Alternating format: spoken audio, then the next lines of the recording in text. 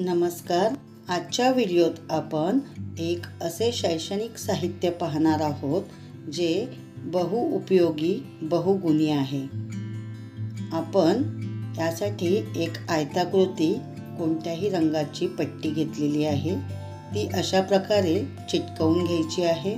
त्यावर sketch pen किंवा मार्करने आपण 1 ते 10 असे क्रमाने लिहिणार आहोत.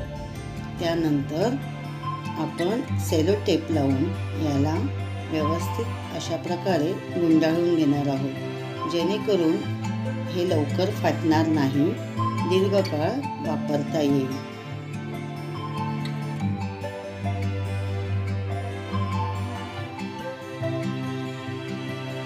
अशा प्रकारे आपण 1 ते 10 संख्या इथे क्रमाने तयार करून घेतलेल्या आहेत. त्याचा उपयोग आपण कसे करणार आहोत हे येत्या व्हिडिओमध्ये आपणास नक्कीच दिसेल. त्यासाठी आपण व्हिडिओ लाईक, सबस्क्राईब करून ठेवा आणि हो, आवडला असल्यास कमेंट नक्की करा. धन्यवाद.